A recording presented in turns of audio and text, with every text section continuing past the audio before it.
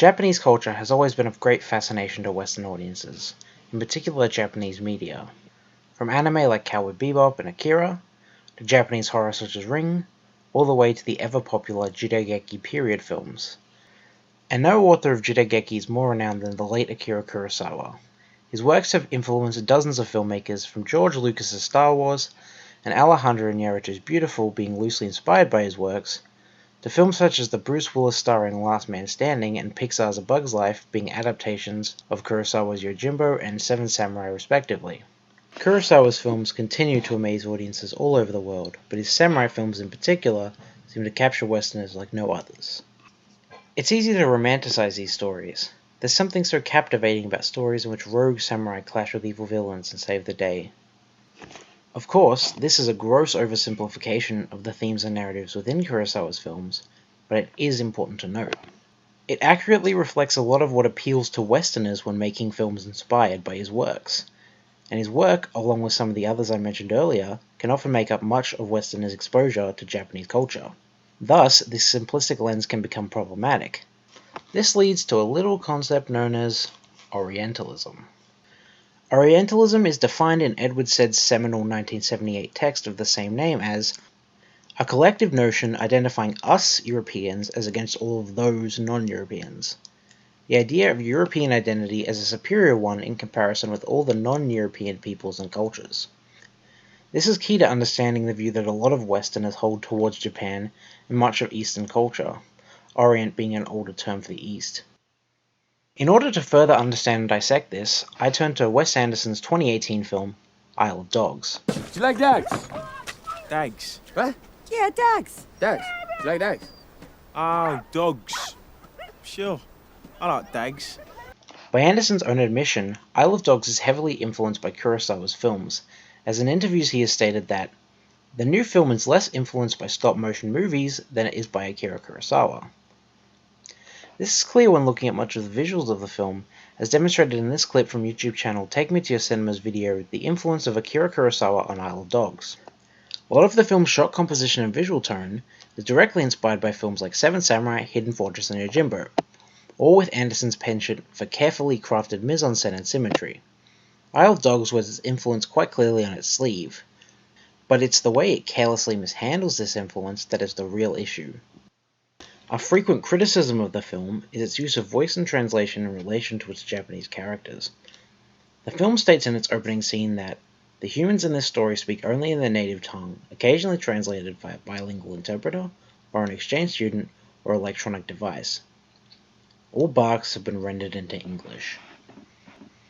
While at first this appears to be a nice, culturally sensitive gesture, it soon becomes apparent that it is anything but. Let me explain. We, the Western English-speaking viewer, can clearly understand the main protagonists, the dogs, as well as the few native speakers, one being a white girl, but more on that later. Yet we cannot understand the Japanese characters, and thus it is much more of a struggle for us to relate to them. In his piece in the LA Times, film critic Justin Chang writes that all these linguistic layers amount to their own form of marginalization, effectively reducing the hapless, unsuspecting people of Megasaki to foreigners in their own city. The Japanese people are effectively othered by the film. The white Western audience cannot easily relate to these strange, mysterious foreign people. Athena Tan in Plan A magazine further elaborates that the dogs are much more relatable, more white, more American, and therefore more human than the Japanese people in Isle of Dogs. And thus we have an effect much more akin to something like whitewashing, rather than cultural sensitivity. Japanese characters have no place in their own story. Quick side note, Wes Anderson took the time to cast a legendary Ken Watanabe in this film, an actor who, rather gracefully, has managed to become a big actor in both his native Japan and in international productions such as Inception and Godzilla. And yet Mr. Anderson relegates him to a minor character in one scene. Really? Ken Watanabe gets to play head surgeon? Come off it, Wes. He had a bigger voice part in the bloody Transformers movies. When the most famous Japanese person in your Japan set movie, except for maybe Yoko Ono, plays a bit part, while the white actors have main roles, you have a problem. And then there's Tracy. the Greta Gerwig-voiced foreign exchange student, whose main purpose in the film is to lead the timid Japanese students into protest and to translate for the audience. This is despite the fact that there is a clear bilingual Japanese student who could do the job instead.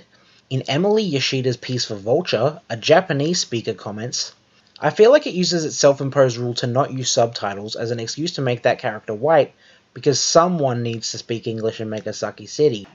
And then we have the few Japanese-speaking characters that actually do have a presence in the film. One of the most important of these being Mayor Kenji Kobayashi, the film's main antagonist. Kobayashi is depicted to be an evil, authoritarian dictator. This is a telling and even harmful depiction of Japanese and Asian cultures. Kobayashi seems obviously analogous to Kim Jong-un and North Korea. Athena Tan writes that Orientalism manifests more and more in just such images and narratives, in which Westerners pose East Asians as pursuing socio-political projects in excess. Hypercapitalism, hyperconsumption, hypercontrol, without an appreciation of individualism, rights, or the other humane values that supposedly make such projects' Western counterparts good. The film is a lot less concerned with respectfully depicting Japanese characters, and chooses instead to fall back on easy, lazy stereotypes that Westerners typically believe of Asian cultures. And why overall does it seem so offensive? For one, the film arguably doesn't even need to be set in Japan. It could be set in any other country and it would work fine. The film, as Nia Lee Coombs writes in The Atlantic, isn't really about the East Asian nation. And she's right, it isn't. The story of a pack of dogs helping a young boy search for his dog could be easily transposed onto any number of locations. The only tangible reason it appears to be set in Japan is that Anderson liked Kurosawa films. It's all just window dressing. Author and university professor Ali Bedard, in his piece Orientalism Matters, writes of Europeans taking photographs in Eastern countries. They perform an ethnographic fantasy in which to indulge visually. This is what Anderson is doing. Japan is an exotic location that looks visually attractive to him. Nothing more.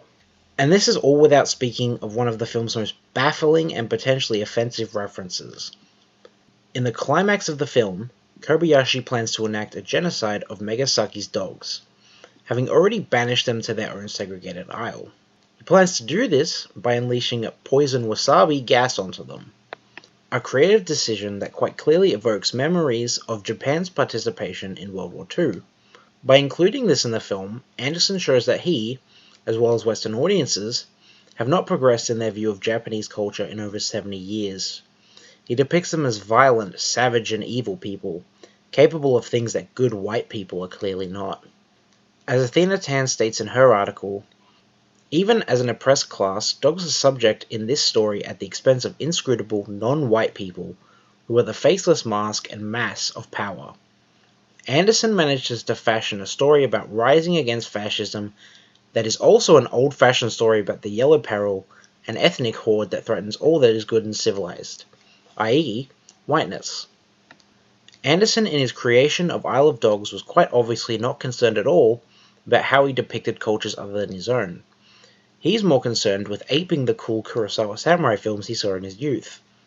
If there is one thing that sums up his attitude in research and sensitivity towards other cultures, it's the title of the film itself. When spoken with an American accent, it is meant to be a homophone of I love dogs. Something that doesn't translate to even my own Australian accent. I didn't even realize the intended play on words until doing research for this video. If his intention doesn't even work for other dialects of English, how was the film ever meant to play in any other culture? Oi, you! Shut your